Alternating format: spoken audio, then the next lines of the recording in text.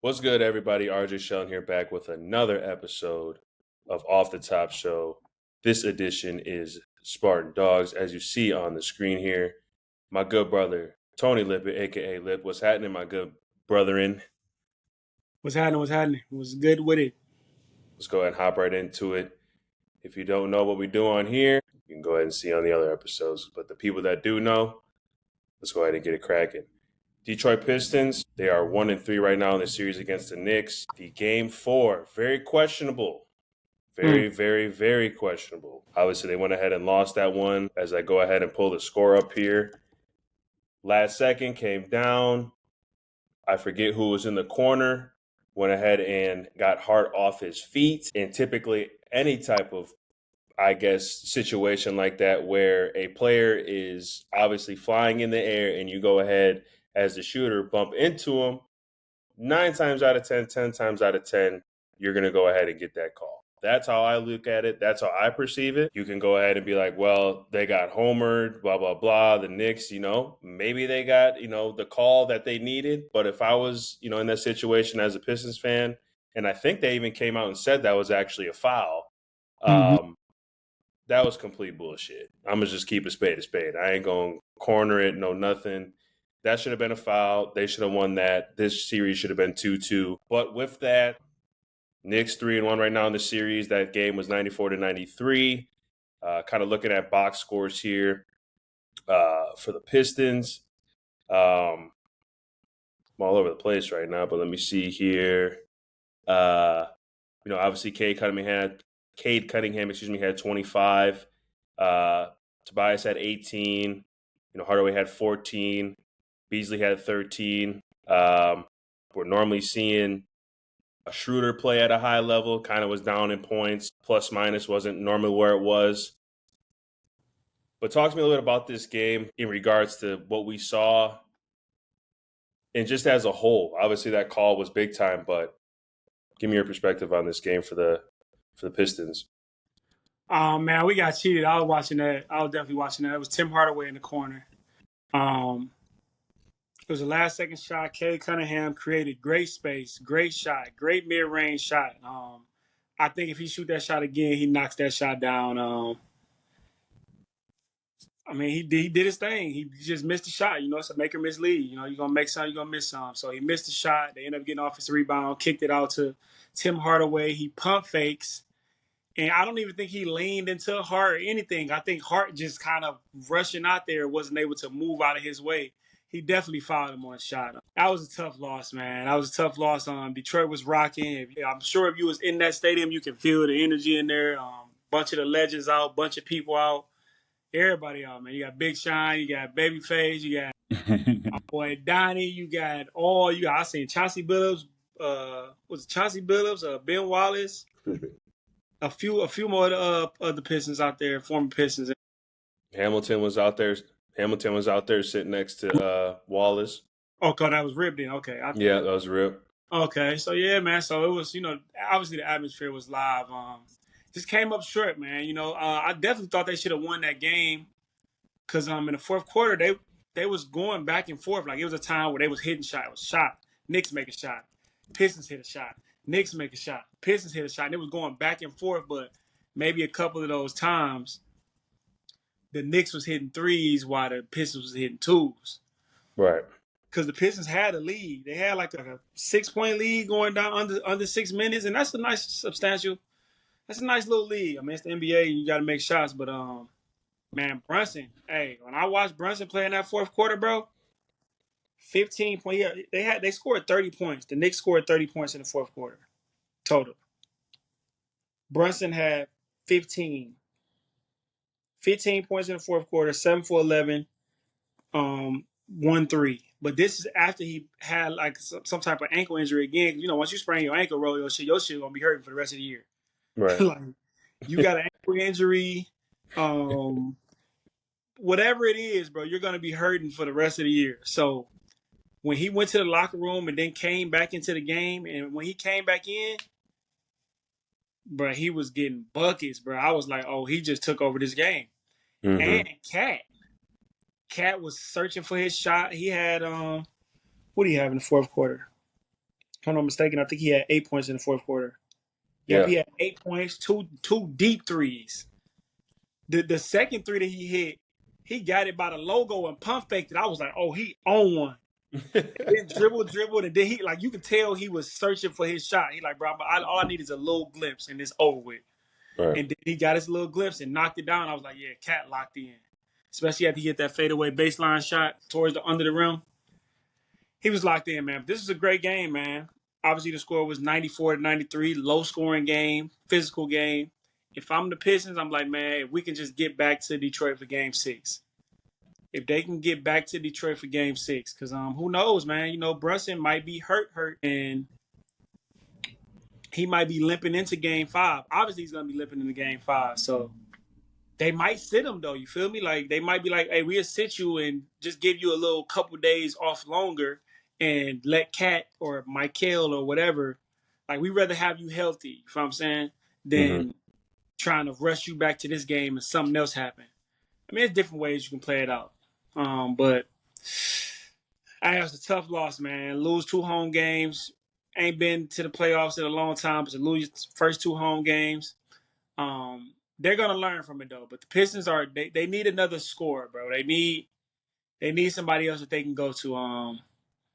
Malik Beasley was missing shots. He went back to Malik Beasley of old, missing shots.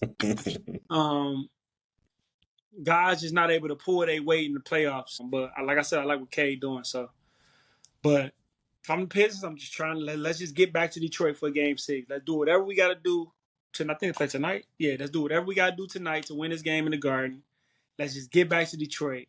Because closeout games is the hardest games. It don't matter if you up 3-0 or you up or it's 3-3 tied or 3-2, whatever it is. Closeout games is the toughest because people gonna lay it all out on the line. So I'm excited to see this game tonight, see what we got going on, and I like what Detroit doing, man.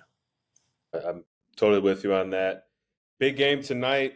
I expect Cade and obviously the guys that are playing their specific roles and doing what they need to do to go ahead and play this game 5 tough to go ahead and make sure they can go ahead and get back to Detroit. And I think they can definitely sneak one for sure. As we saw, both these games, or really this series, they've been in it. It ain't like they've been getting blown out like you're seeing the Miami Heat get blown out by 50 in the first quarter or second half. Like that was horrible to watch. Like they're actually in the game. So I think this is going to be a big test for them. I think they can definitely get one tonight. I truly do believe they can because, as you said, it is hard to go ahead and close games out.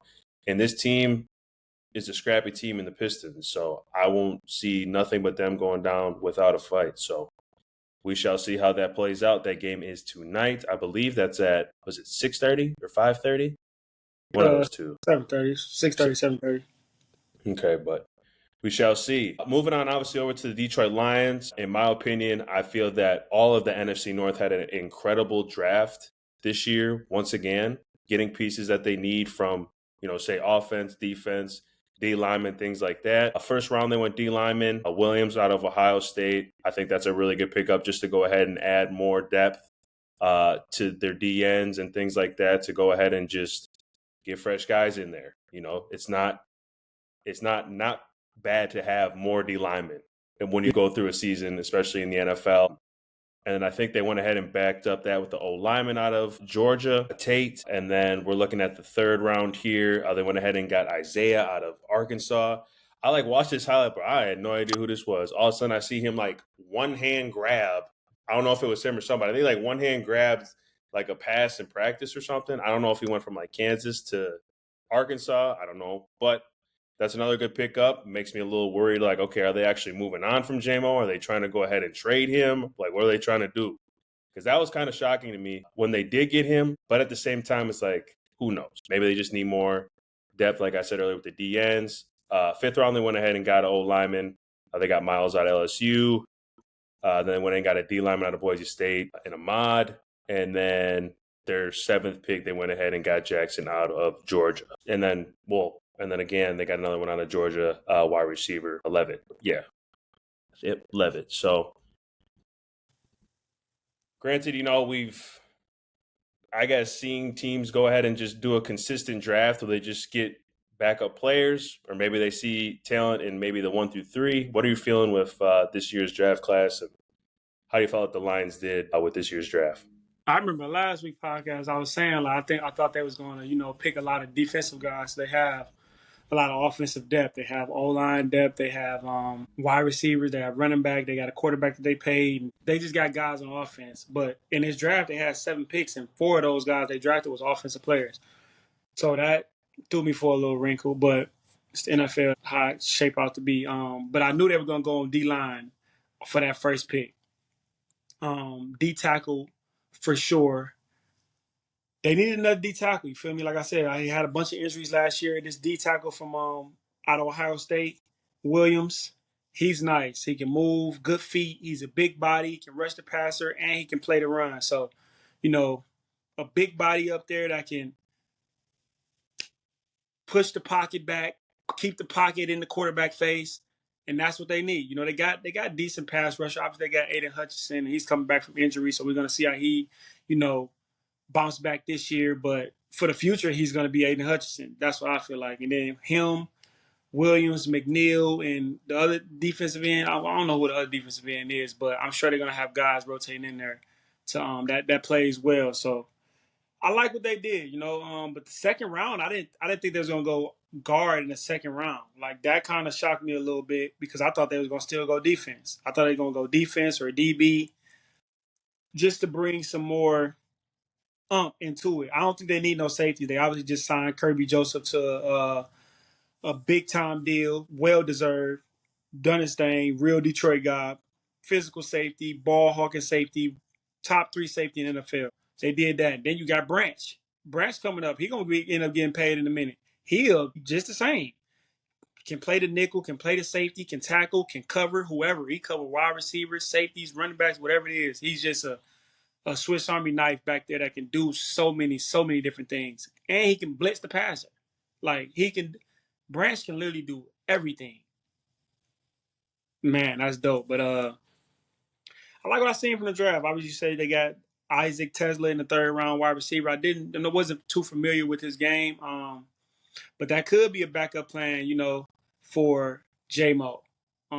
He might be the type, because I don't even know, was he big? Was he a bigger wide receiver? Let me see. He's 6'3", he's 6'4", 6'4", 214. So he might be. And he's from Michigan. Yeah, he's from Hudsonville, Michigan. So he's 6'4", 214, bigger guy, bigger target. That can help Jared Goff. He can be the receiver in between Brown and Laporta, because we know J-Mo gonna stretch the field. But he can be a better Tim Patrick, because Tim Patrick was the guy that was scoring touchdowns last year that came on for them a little bit. Yep. But they was always looking for another wide receiver that can stick there. That told me again that they was gonna draft some wide receiver in this draft that can probably get in that mix. I mean, St. Brown went did he go in like the 5th round? I think he was like 4th rounder. Yeah. He was definitely day 2 or day 3 in the draft for sure. I know he wasn't 1st round. Yeah, so I'm sure they drafted him for a reason. They studied him. They've watched him. All of those things, and he's probably fit, the Dan Campbell system, the Dan Campbell culture, and going to be a big target for Jared Goff. I mean, they don't have a receiver that's 6'4". The last tall receiver they had was it had to be Calvin and Roy Williams and Mike Williams and them. But to get a 6'4" wide receiver for Jared Goff, that's great. That is a good pickup for him. So, good draft, man. Good draft. They got a couple pieces. I feel like they at least have 2 starters from this draft, and I think that's a productive draft right there. So, shout out to the Lions, and let's get it. According to obviously the NFL, their draft grade as a whole for all the days was a B grade, is what I'm seeing. Day 1 was B+, day 2 was C, and day 3 was A-. So they must have got some guys that fell that they, like, hey, they're probably going to be good.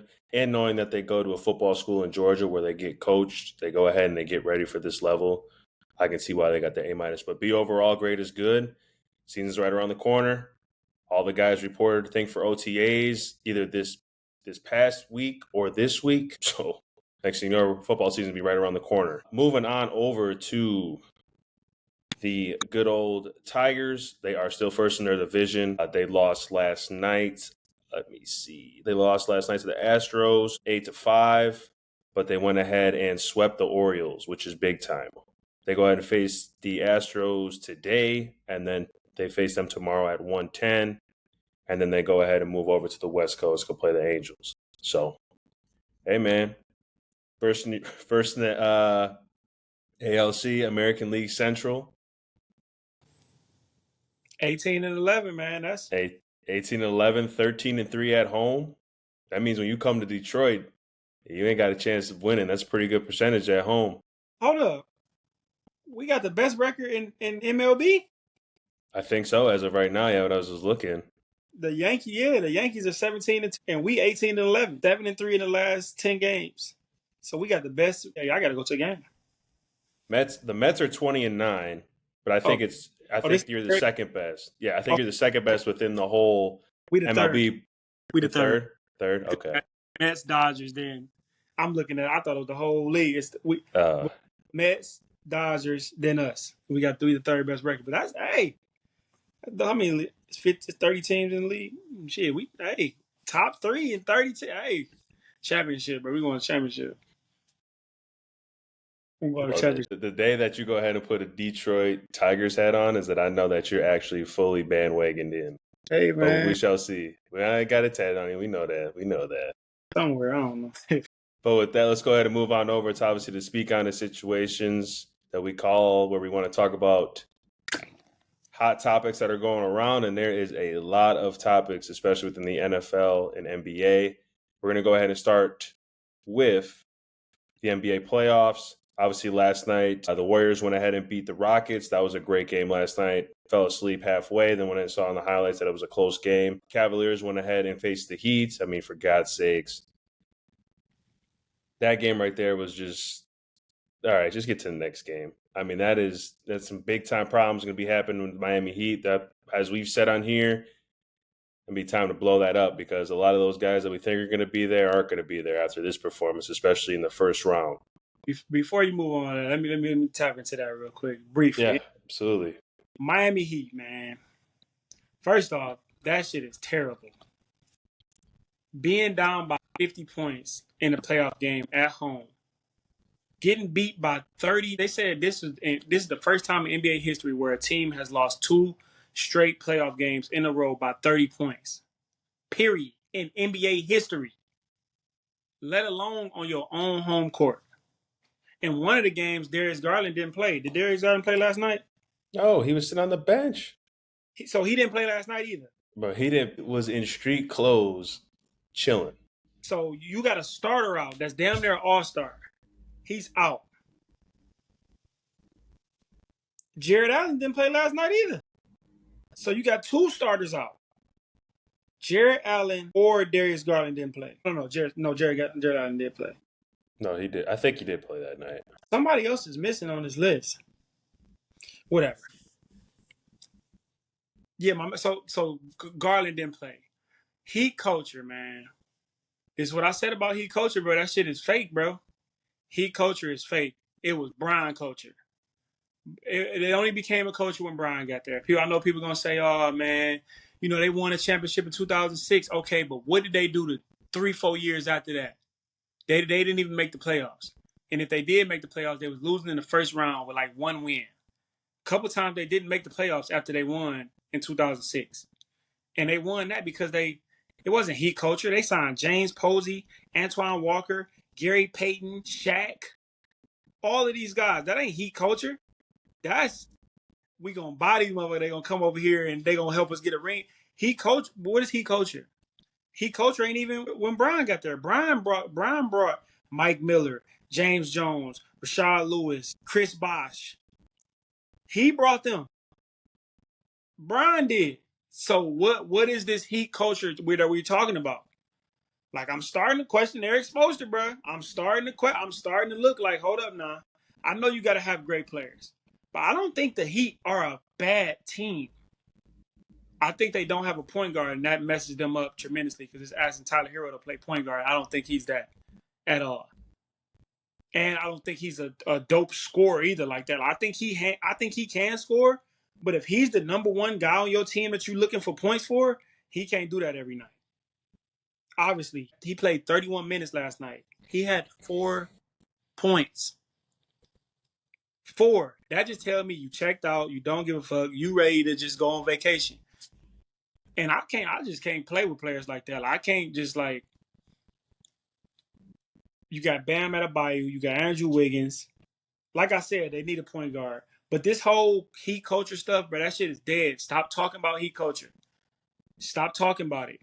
They literally the 7th or 8th seed. They in the play-in every year. But since the play-in started, they've been in the play-in every single year. I think they was only the top two seed in the conference 1 year with Jimmy Butler there. And that was the year they lost. That was the year they didn't go to the championship. I think that was 2022. That's when Jimmy Butler came down there on a fast break and missed a 3 in Game 7, and they lost. And I think if I'm not mistaken, I think they were the 1 seed at that time, right? They would have had to been the 1 seed to have a Game 7 in their own court in the Eastern Conference Finals. They would have had to be in the 1 seed, right? Because Boston was the 2 seed. Yeah, because Boston was the 2 seed. I don't know. Whatever. Heat culture is fake. That shit fake. And I don't know no young guys that's going to want to go there, especially with how Pat Riley be running things over there. I don't know how he be running things, but we hear what's going on. Right. We hear how he, like, bro, ain't nobody looking for no father, bro. Ain't nobody looking for, you think you going to tell me what to do every single, ain't nobody looking for that, especially not these young guys. You better pay attention. These young guys ain't having that, so they got to regroup. Miami Heat has to regroup a lot. Because first off, they was a number 11, 12 seed all year. They just creeped into the playoffs anyway. Then how y'all treated Jimmy Butler, and I'm not even saying it like I'm a big Jimmy Butler fan. Like I think he's one of the more overrated players in the NBA. Not saying he's not a good player, but where the conversation they be putting him in, I'd be like, bro, y'all gotta chill out. He not in those conversations. Because when he have 11 points, y'all don't say nothing. But when he can have 11 points for 8 straight games, then come out and have 31, and now he Jimmy Buckets. How you Jimmy Buckets and you don't even average 20 points? I don't get it, bro. Like, so, but that's just me. But heat culture, that shit is pretenders. And they got a lot of questions going into this offseason. That's all I'm gonna say.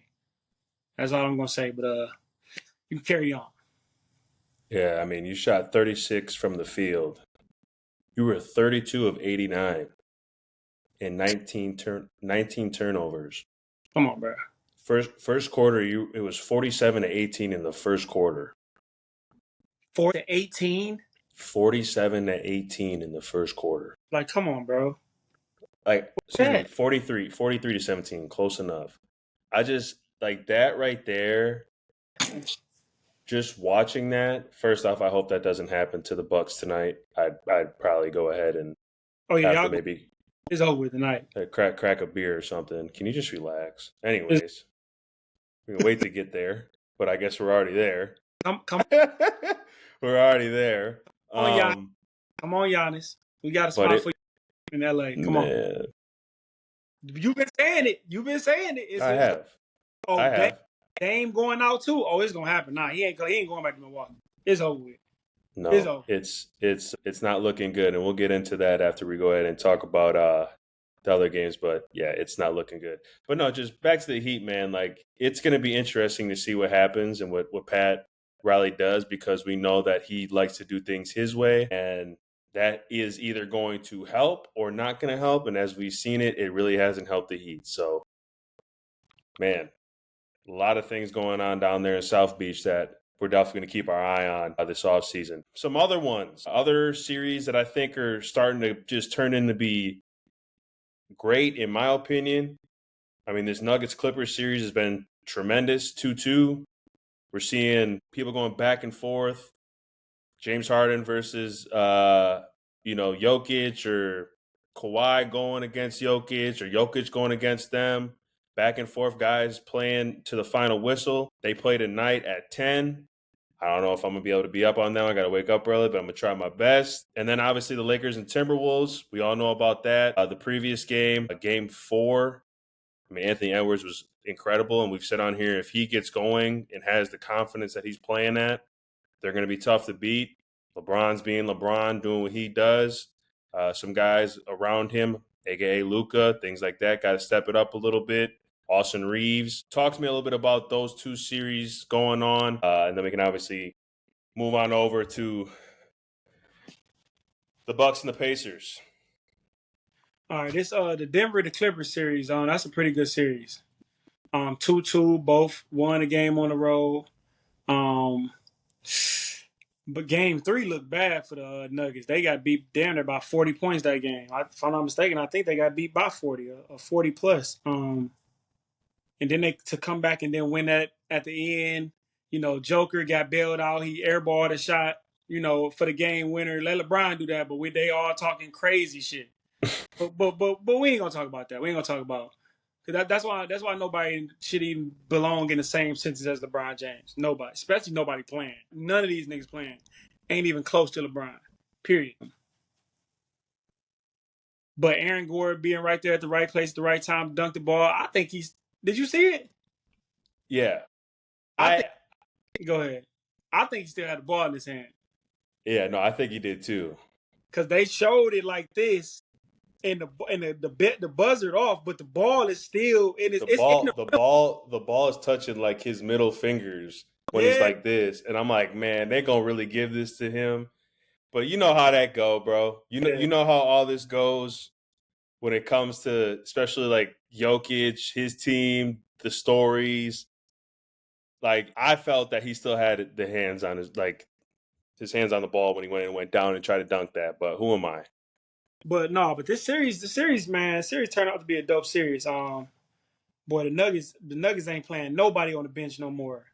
Every single starter they played 42 minutes plus. Ain't nobody coming off the bench. Now you're not gonna be able to win like that because you have to have a bench to win a championship. You have to. You have to. You have to be able to trust some of these guys off the bench to play 15 minutes plus. And that's where certain teams right now are lacking because that shit you were doing in the regular season off the bench is a little different in the playoffs because there's more starters playing more minutes. So you're not playing against bench players all the time just because you're coming off the bench. You still playing against Kawhi Leonard. You feel me? You still playing against I ain't gonna say Giannis. Because James Harden. I mean, you still playing against James Harden. You still playing against Jalen Brunson. You still playing against the top guys for more minutes in the game. So it's going to be harder for you to either get your shots up or, execute your role that you have. Because a lot of guys are used to going out there and, just getting their shots. Let's just say Bogdanovic. Mm-hmm. He's coming out there and shooting all the shots when he wants to, right? Off the bench. Yep. But now when he's coming in, James Harden is still in the game. Kawhi Leonard is still in the game. So now you're still third fiddle. And with the Clippers, it kind of moved everybody back now because Kawhi Leonard is playing in these games. He's not out. So there's 20 to 25 shots gone. So you don't have this room to just do what you want to do, like Norman Powell and things like that. But this has turned out to be the best series in the playoffs right now. Obviously, the Rockets and the Warriors, they have a good playoff series right now. Them boys doing a bunch of fighting and chirping and all that. They ain't even fighting. They just chirping and bumping each other. And boy, it was dirty stuff going on last night. I ain't see all of it, but I kind of woke up and seen something. I'm like, bro, y'all out here tripping, bro. I understand, and to go ahead and add on it, I understand that you want to play like physical and things like that, but like just extra like dirty like side stuff, like that. There's just no need for that. Like that he gonna go up and finish, but then you push him all the way, like to the crowd, or when Draymond was on the ground, and then basically he wasn't like over him, but that's just how he moved to where he was, and then just doing extra stuff there. That's not even like, it's not basketball. That's not like physical basketball. That's just like some just like irritating ass shit. Like, come on, bro. Like, play the game. Like, but I just don't get it with that whole situation. I do. I get it but I get both sides. I get like it's always a game within the game. You feel me? Like that Right. is part of Draymond's game. That's his fabric of just like doing shit and making it look like he ain't do it on purpose. like, I That mean, is with a lot true. of people, like if you crafty with it, you can make it seem like you ain't swing your leg like that. You can make it seem like you just went up for a layup and ticked your leg. You can make it seem like these things in the frame of the game. Yeah. Because I seen last night when what he did to like Eason on the shot, and I guess he failed and he swung his legs. He swung his leg hard as fuck to hit dude like a dude face is on the ground and he's trying to get up and all he feel is a hard kick in the back of his head. You know if somebody did it on purpose or they did it on mistake. Right. But the people watching don't know because they didn't feel it. Right. You feel that heavy ass leg coming around. You know if it's just a regular leg coming around, and then it's a leg with some pressure coming around to swing down because you don't do that. You know what I'm saying? Like, so we know, like, I can see, bro. Like, I see shit that be going on. Just like Dylan Brooks, damn near hip checked Steph off the pick. You feel me? He hip checked him off the pick. I understand that too. He got up in them. You feel me? But that's I understand these things. Like people can say they dirty, all these things. I understand the parameter of what's going on. But that's that. To get on with these Lakers, man. I don't see like I think there's an avenue where the Lakers can win 3 games in a row. I think they can come out, win tomorrow night at home, and then game 6 is gonna be a thriller to where they have to win or they don't win. Because like I said, closeout games is the hardest. So we don't know. Minnesota could get lax right now because remember last year Minnesota got lax. They Right. won 3 games in a row. They was up 3-0 on the Nuggets. They were up 3-0 and then they lost 3 in a row. Now they won game 7, but they was also down in game 7 by 20 points. Now I was on the road, but they won. They can get lax. This is a young team. They don't have Cat. We don't know how Jaden McDaniel is going to be. We don't know. You got to do it. Like, you did it last year. We don't know. But it's a whole new year. Shit happens. Austin Reeves kind of looked good last year. Austin Reeves don't really look good to me this year. He looked unathletic out there. He looked like he can't get around none of them guys out there. He looked like he be moving in slow motion and he be doing a bunch of shit and they just be right there. You feel what I'm saying? Like he be doing all of this and behind the back, and they just be like, "Yeah, okay, cool, I'm right here." And sometimes he make it, sometimes he don't. So he look like a kind of liability on the court right now. Ant, I ain't even gonna talk about Ant in this game right here. He had that look in his eye, like he was determined. Like we was down. The Lakers was up by 10 points going into the fourth quarter. Literally the first 2 possessions, Ant come down there and knock down 2 threes. Spot up in your face, creating his own shot. 3. So by 11 minutes in the fourth quarter, they already cut the lead down. They got the momentum going. They on the roll, and he just took over. Like the Lakers don't have no internal presence. They don't have no center. They don't have no power forward. They don't have no presence in the middle of the court. And we knew that was going to happen. You know, when you traded Anthony Davis for Luka, and then the trade for Mark Williams didn't go through. Like we knew that you didn't have a center. We didn't have a center. I knew Jackson Hayes wasn't. He's not a playoff player. He's not a starter. Honestly, he's not a starter at all. Look how lively looked when Luka left. You seen that? Mm-hmm. That motherfucker couldn't score at all because Luka creates for other players around the court, and Jackson Hayes is a guy that he was making look good in these instances, but Jackson Hayes always committing stupid fouls. He's always doing stupid shit. Like, that's just the type of player he is, and that's going to always be there. That's why certain players you limit to, like, 15 minutes a game. He was already a 17 to 19-minute a game player, if that. Now he ain't playing at all because he's not bringing any value to the court. He's not a disciplined player. He's not an aware player. He's a high flyer type player. But I do see a window where the Lakers could win 3 in a row, man. It's going to be tough. But they win, like I said, they win Wednesday night on their home court. Then they go into Minnesota on Friday night, and they got it. You got to steal one. It's a closeout game for them. You got to steal one. If this can get to Sunday, a game 7, on the court in LA, LeBron James don't lose game sevens.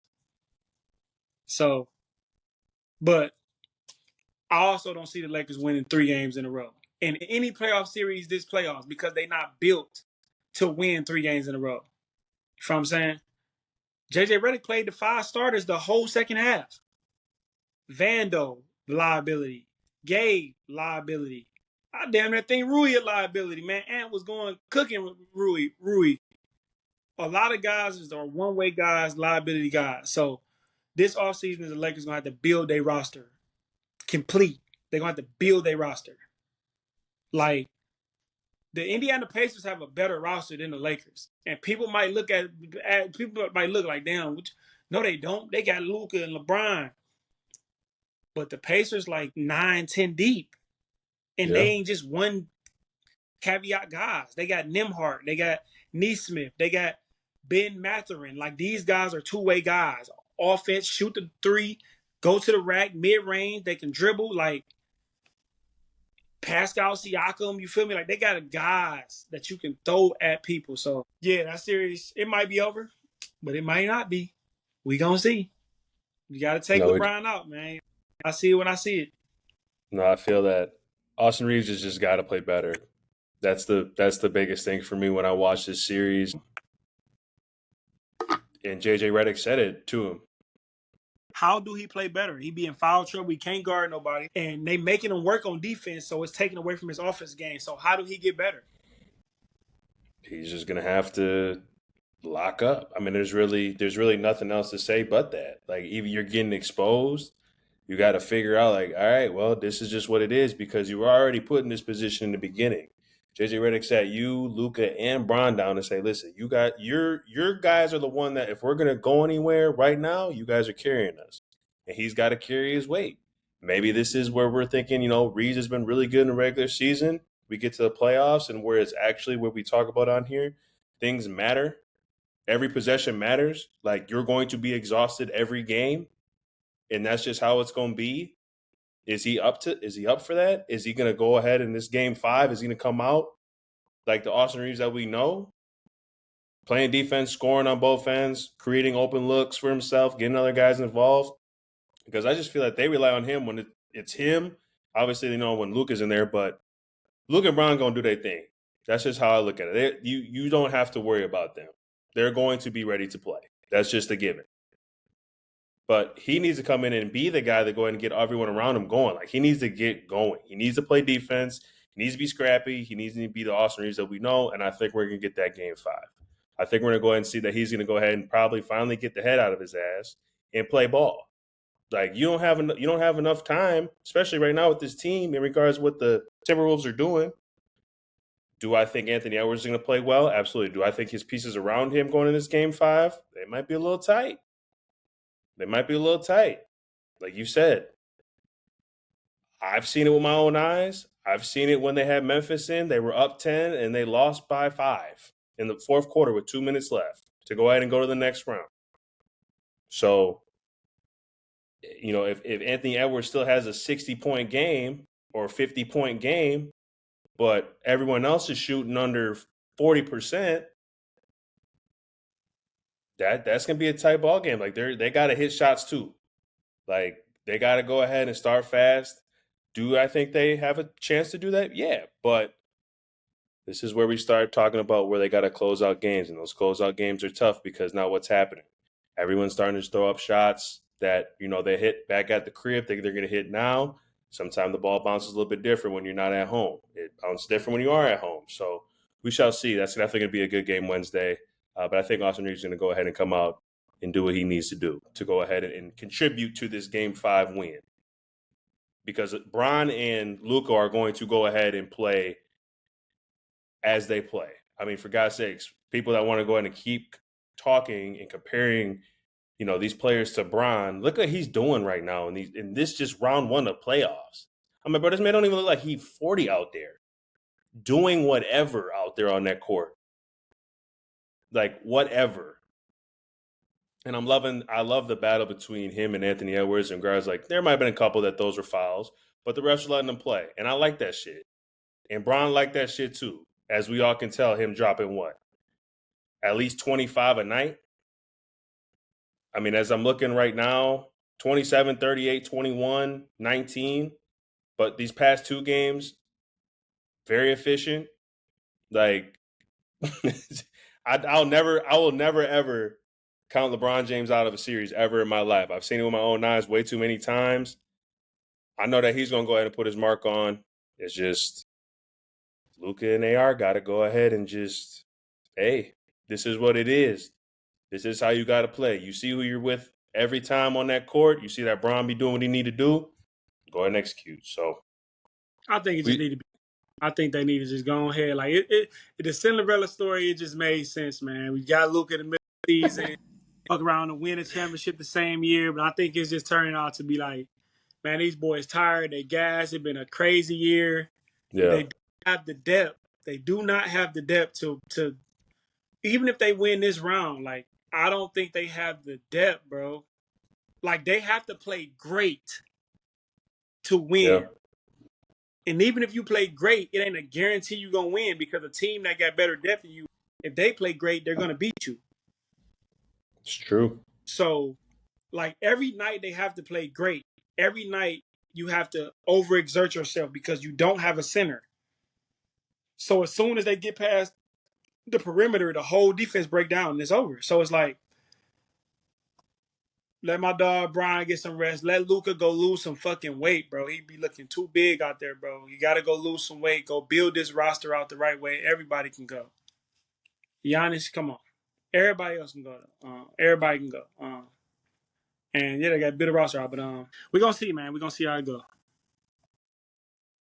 And then just moving on from that into obviously this Pacers Bucks series, real quick. I have no further words as of right now. I'm just gonna go ahead and let the game play out, and then I will go ahead and have my words next week. But to keep it short and sweet, all Wisconsin people get ready for going to have dog fucking days as Bucks fans, and that's all I'm gonna say. Do you want to go ahead and say whatever you want to say about Giannis? Because we already know what you're saying, and we already kind of get the gist of what you would so happen to think would be a potential landing spot. And I've told you multiple times that I think it's a potential landing spot. Yeah. And if it does happen, that will be unreal to see. I think it's more realistic that he's leaving now. Like, even if he wanted to stay, I think it's not a smart business move for the NBA to keep Giannis a money maker. Giannis is one of the money makers in the NBA. And to keep him in Milwaukee, especially when Dame just tore his Achilles, shout out to Dame, Yeah, it's tough. healthy recovery back, man. I already know how that go. But to keep him there, it's not. I don't think it makes sense at all now. I don't think it makes sense at all, especially with Doc Rivers. They might fire Doc Rivers after this year. Now they got a whole new coach. You feel what I'm saying? Like now it's just like, oh my god, like what the hell are we doing? They need to. The NBA is gonna push him to another team. They're gonna push him to another team because the money that they making with him in Milwaukee, if they put him in with New York or Golden State, that they gonna make another $400 million on top of that. So it's like this is the business of it. This is a business. That's what I'm saying. Like this is a business. There's a reason why Luka left Dallas and went to LA, and now he got the #1 jersey sales in half a year. It's the business of it. Yeah, I like Giannis in LA. I like Giannis to leave to go to LA. I don't think he go to Golden State now because I think they got Jimmy Butler and Draymond and Steph. I think they're gonna keep them guys. Obviously Pozinski, and a few more guys that they're gonna keep. They're gonna keep those guys. They're obviously gonna go get a center from somewhere. But it ain't gonna be Giannis because they have to give up some of those guys I just named. They're not gonna do that. New York, that's if he want to go to New York. You feel me? Do he want to be in the cold again, or do he want to live his prime time life out in LA with the Lakers, bro? Like I remember saying that Giannis should have went to Dallas with Luka. I'm like, bro, that is a great matchup because the thing that Giannis do well, Luka really needs that. A defensive presence, a guy that's just gonna create so much attention. And then you got the things that Luka does well. Giannis needs a guy that can run the offense, run the flow, get guys open, spread the floor, and Giannis will always Giannis will never be double teamed. Like Giannis probably will never be double teamed with the Lakers. And I ain't even talking about LeBron. I'm talking about Luka and Giannis pairing up together in LA for the next 5 seasons. 10 seasons. They can be the next fucking Kareem and Magic. You feel me? They already think Luka Magic, and they already think him Kareem. And he went from Milwaukee, tall center, to go to LA and then win a couple rings in LA. You've been pushing that for a while, and I was always like, man, that shit ain't gonna happen. But with Dame just tearing his Achilles and knowing he gonna be out for the whole next season next year, knowing that they're not gonna attract no big time players, I think it's time for Giannis to demand a trade and say he want to go to the Lakers. We got a starting 5 for y'all. Y'all can have Rui, y'all can have Reeves. If we can get Giannis without trading Reeves, that'd be cool. But Reeves can go too. I'll take Rui, Reeves, Vando, Gabe, DFS, Hayes. We got 6 guys for y'all, and connect and some picks, which I want. We got 8 potential guys, and we got all the picks y'all want. We'll send them right over there, and y'all can rebuild like OKC did. And y'all can be the number 1 team, get the number 1 draft pick for the next 3 years, and hopefully y'all find y'all another Cooper Flag or Zion Williamson or something that's gonna help y'all out. Yeah, it's over for the Bucks. Yeah, y'all going home tonight. Y'all play. It's Indiana. Yep. Yeah, y'all going home. It's over with. Yeah, it's over with, man. So, shit. Hopefully the Lakers. I mean, I ain't gonna say hopefully they lose, but if they lose, if they both go home in the first round, if I'm LeBron, I'm trying to find out where Giannis going in the offseason. I'm gonna go kick it with him, man. Hey, bro, we got a nice spot up for you over here, bro. I can really fall back now. I can really fall back. I can fall all the way back, and it's a center. It's a dominant center, a dominant presence, a dominant guy.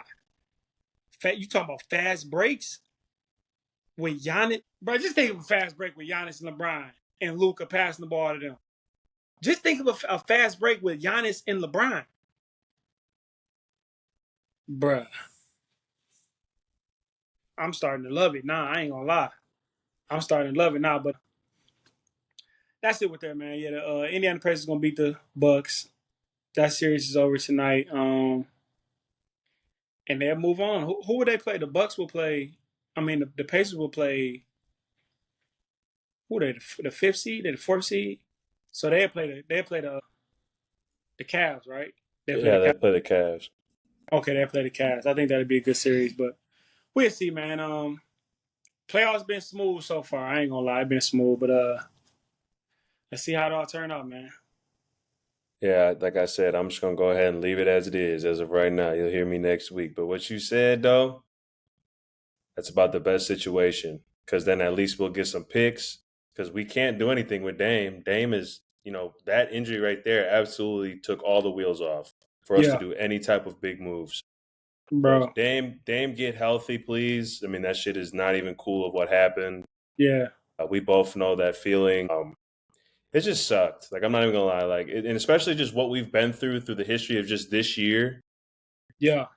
It was the final blow. So I ain't got nothing else to say. Hopefully tonight I can maybe hang my hat on something, but it's not looking too promising. Moving on over to the NFL draft. I mean, at this point, I think we both know what we're going to talk about here. I mentioned earlier in the pod that both the NFC North teams went ahead and did a tremendous job drafting this year.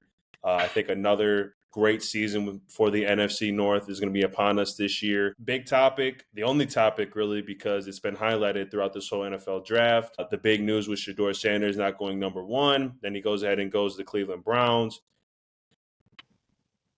Talk to me, and you've already told me that he wasn't even going to go ahead and get drafted number 1. I believed you right away just due to how his whole situation planned out to be. If you have anything else, obviously, before we get into this, but I think this is probably the main focal point because I think there's a lot of great things to highlight in this. Did you speak on this yet? No, we're speaking on it right now. I want to hear what you guys say. Okay, so I'll go ahead and go into kind of this, topic of Shadour obviously not going first round. And this is what I'll say about it. I think the biggest thing we need to go ahead and look at this situation here is that, yeah, he's a good football player.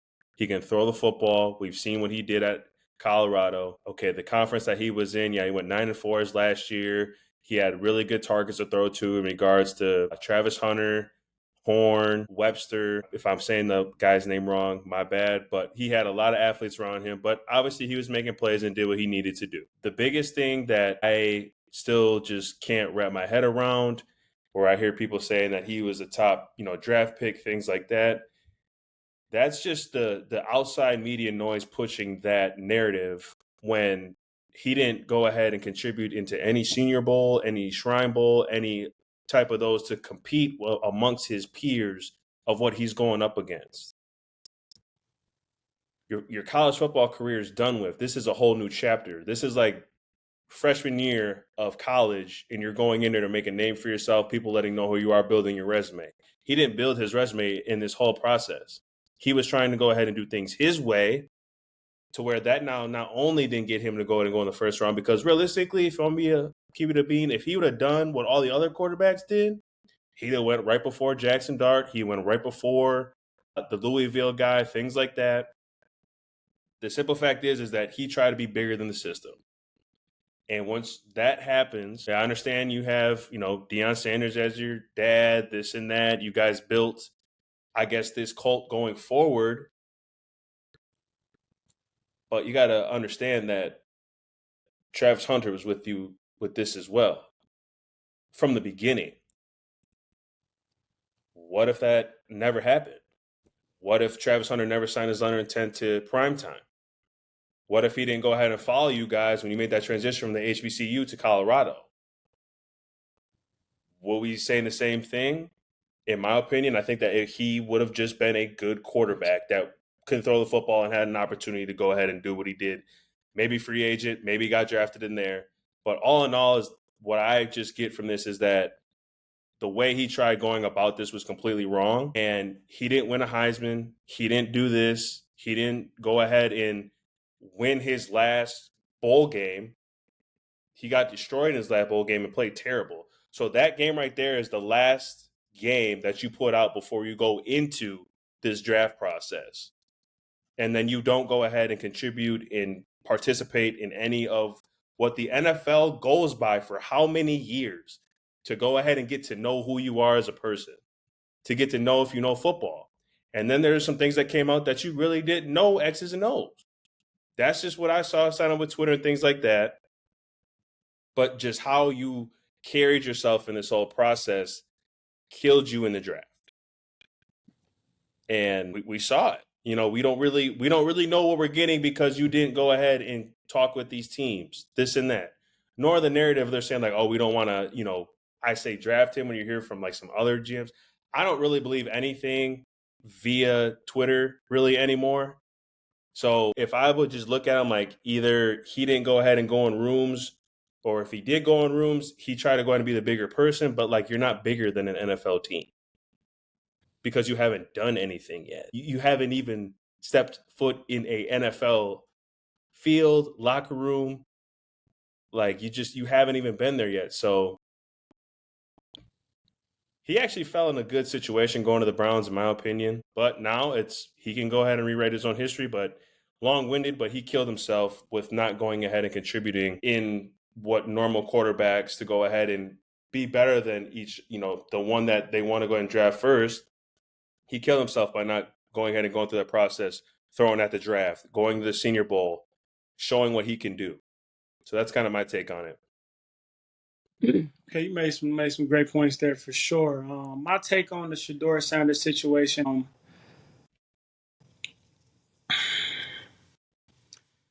I think there was a lot of factors that factored into why he failed in the draft. But I'm gonna tap into them factors that I feel why he failed. But I also feel like I've seen players that be great players have off the field things that may drop them a few picks around, maybe around.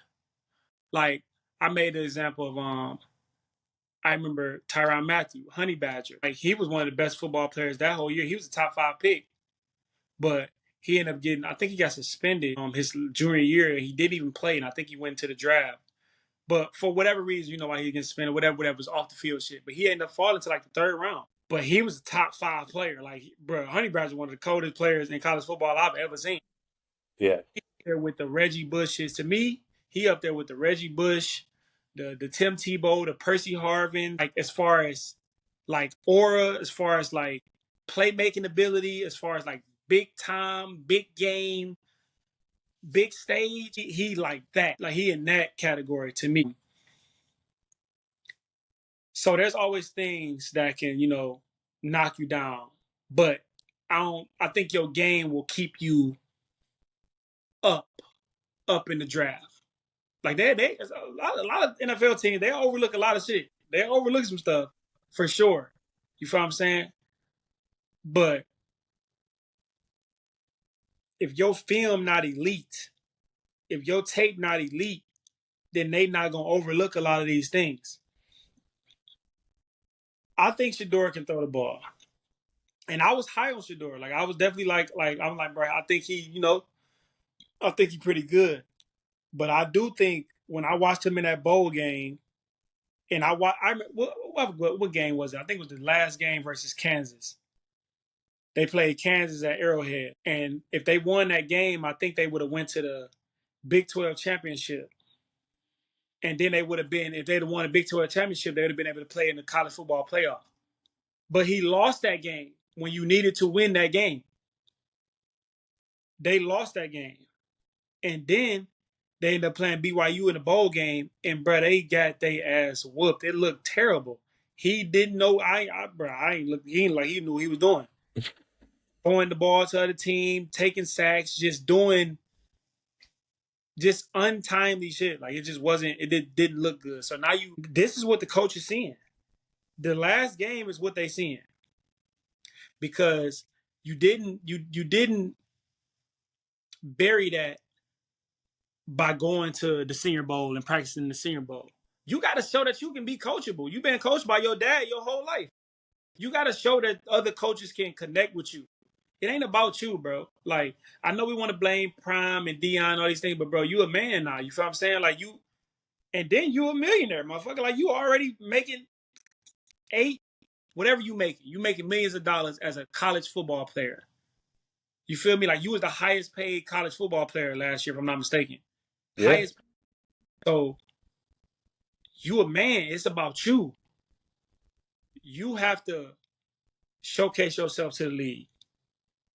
Like, it ain't about you, bro. Like, you can't just walk into these meeting rooms talking about walking to the combine, man. If y'all don't want to win, man, just don't draft me then, man. If y'all don't try to change the franchise and change the culture, then don't draft me.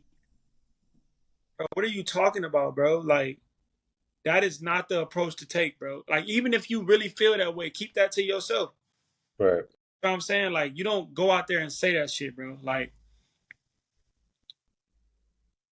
you don't do that. So I definitely feel like he hurt himself as well. Like we can blame other people. We can blame his dad. We can blame all that shit. And I'm not saying that those are not components of why he failed. But at the end of the day, you had the chance to take care of your career and go and practice in the Senior Bowl or go whatever bowl game whatever bowl game he was at or whatever. Went and practiced there. If you think you can compete and you the best quarterback, then go be the best quarterback. It don't matter where you go, be that.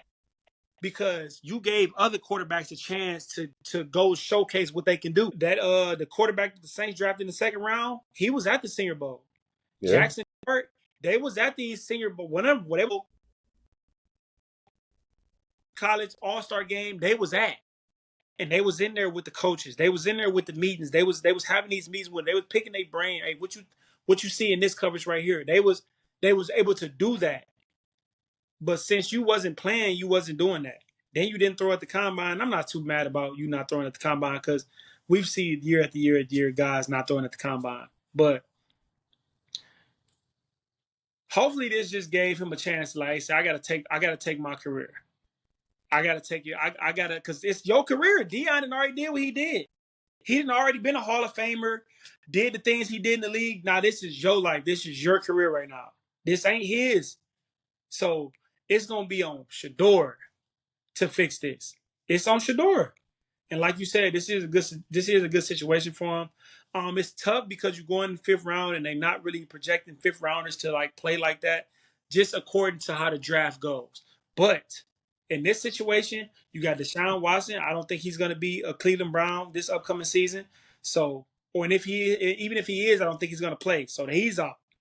Now you got Joe Flacco. Joe Flacco not going to be playing in the preseason like that.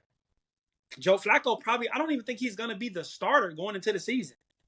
So that's another guy that's off the what's the name. Then you got Kenny Pickett. Stop. And then you got the draft pick they drafted before you in the third round, Dylan Gabriel. And then you got you.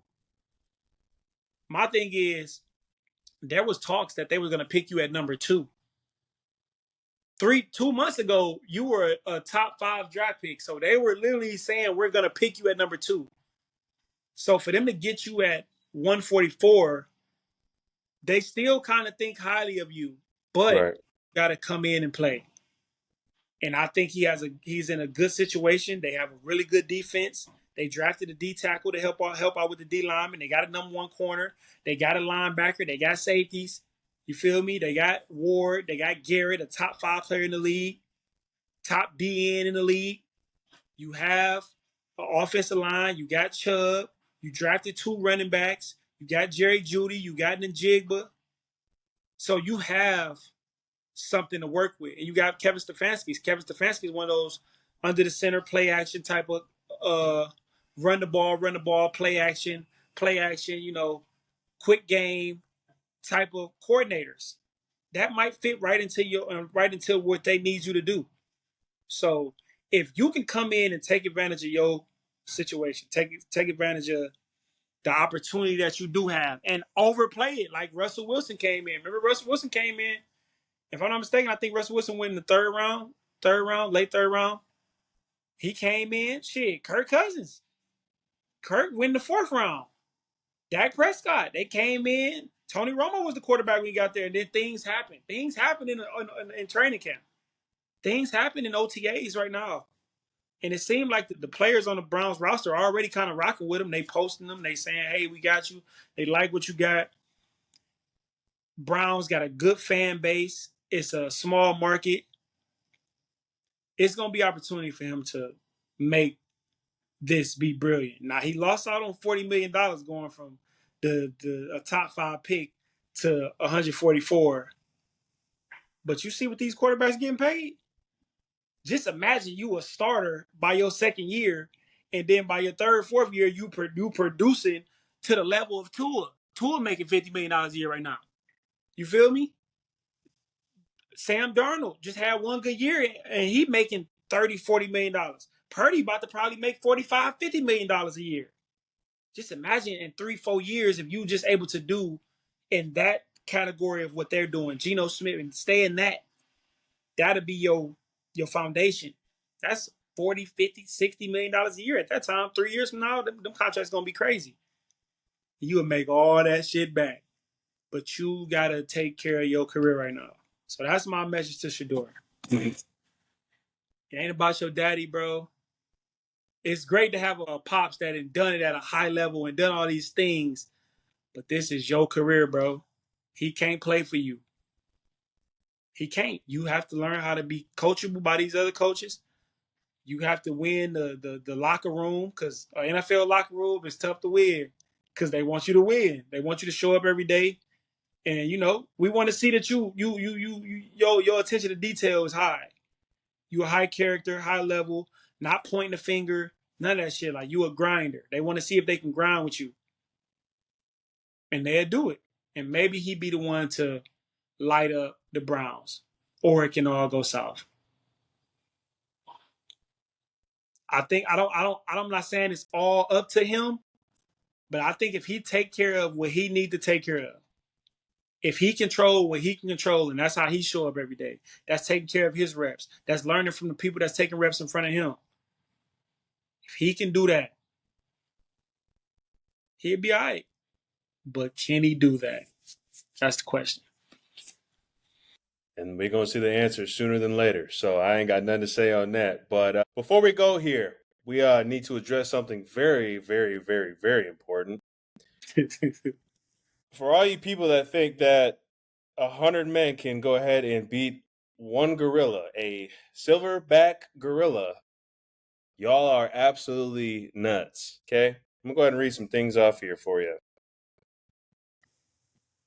The lifting power of this silverback gorilla can lift objects weighing up to 10 times their body weight. And their body weight is damn near over, I think, probably, 500 pounds? It's more than that. Or more than that. What did I say here? Yeah, I'm going to lift 10 times their body weight, which can be in between 1.5 to 2 tons. So, there you go. 1.5 to 2 tons. That's a lot. It basically, they are stronger than 9 times a human average. So 110, right? It just says there's basically 10 times stronger than average human male, and you want 100 of those. So you're telling me that it can take out a group of 10 with either one kick, one swipe, one forearm. 10 are gone. Then another 10 are gone. Then another 10 are gone. You do the math. Ain't no goddamn way that 100 men are going to head in killing or defeating a gorilla. Y'all that are thinking that that is possible, I hope you got God in your life. That's all I got to say about it, because I am dumbfounded to think that people really think that this can happen. Boy, these people crazy, boy. Boy, these people crazy. A silverback, first off, gorillas are intelligent. People don't even understand that gorillas are just as smart as some humans. I think, how I feel about humans. These motherfuckers dumb. I think a gorilla is smarter than a human. Yeah. They're healthier than a human. They can lift up to 5,000 pounds at one time. Bro, a gorilla can thump a human, fracture your whole fucking body. One thump, bow, fracture your whole shit. Everything. That's like you hit by a car. If a gorilla just did his arm like that, it's a group of 100 humans, they walking up on him, they surround him, and he just grabbed one of his arm and just spent around and slapped all of them be knocked out, concussed, gone, done, bro, done, bro. Like, come on, bro. First off, where are y'all fighting this gorilla at? In his territory? Where y'all fighting him at? First off, everywhere is his territory, but where are you fighting the gorilla at? Bro, I just think people is just insane, but they just always finding stuff, dumb shit to just talk about, because they don't really want to talk about the things that need to be talked about. I think people talk about dumb shit all day, every day, because they don't intellectually know how to talk about the things that needs to be talked about. So that's why we would sit here and debate, because it's such a simple ass, stupid ass question. It's so simple. The answer is so simple. But you will have people debating. I even seen, they love putting these celebrities into this shit. Cause once a celebrity wearing it, everybody else want to wear it. He's playing with y'all. Never mind. All right. No, they have no 1,000 men don't have a chance. 1,000. Y'all scared of dogs. Motherfuckers scared of snakes, dogs, little lizards. You think you about to step up to a gorilla? Oh my Lord, dog. First off, y'all scary as fuck anyway. I don't even think 100 people could outsmart a gorilla. One of them. Hey, that's one right there that needs to be talked about on Twitter because I ain't gonna lie to you, my good brother. I've been out in this world a long time for, a good little 30 years, I guess. There are some people that you scratch your head on a little bit, but Some.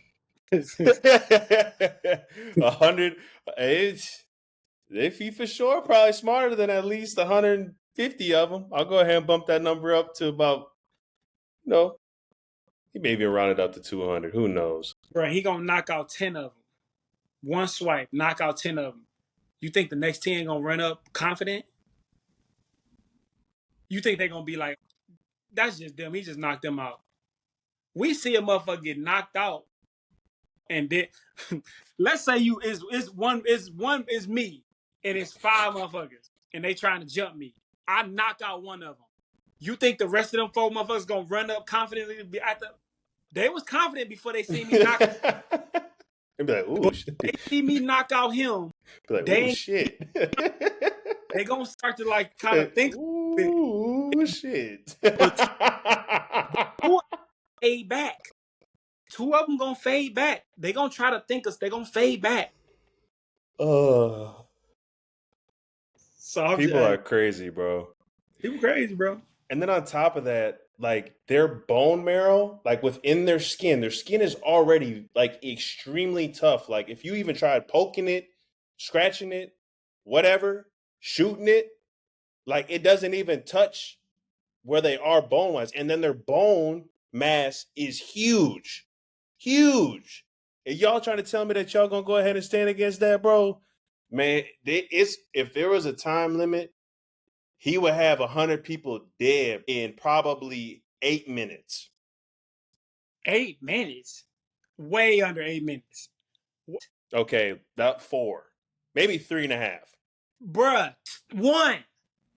If he can touch all of them under 1 minute, they gone. That is true. Because all I gotta do is knock you over. I'm knocking you over, bruh. He can slap you and your ass can fly 20 yards down. Bruh. You think you surviving flying in there 20 yards? Stop. Done. Bro, all the motherfuckers can be gone in 20 seconds. One gorilla versus 100 men. 100 men don't last 30 seconds. Yeah.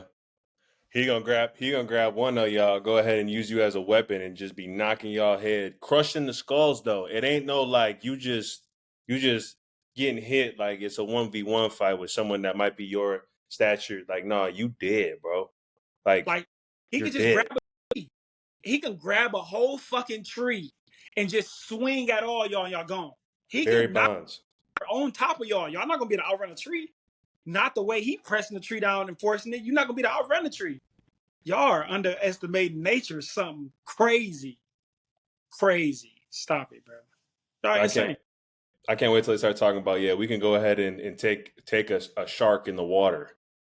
Girl, I bet we can outswim a fucking shark. Come on. 8 human. Michael Phelps can outswim a shark. Man. Come on, bro. No, we had to talk about that. What are you gonna say? I wasn't about to say nothing, but I know some dumb motherfucker might ask. I'm sure Michael Phelps can I'm sure Usain Bolt can beat a cheetah. Man, all right, bro. All right, dog. All right, bro. And that's in that situation, you know what? You just look at, you got it. You know what? You're right. You just start agreeing with people at this point. Yeah, totally. But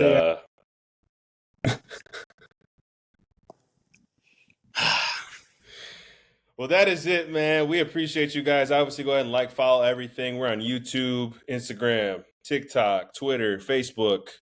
We appreciate y'all. My good brother Lip, man. It's always a pleasure. You already know the vibes, man. Drink y'all water, man. Take care of yourself. About to go watch Sinners again, man. I gotta Ryan Kluger. I gotta see this shit again and see what the hell was going on. I seen it once. Probably gonna see it about 3 times. Yeah. Black brother. Yeah, man. Take care of yourself, man.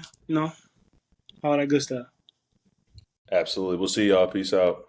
Yeah.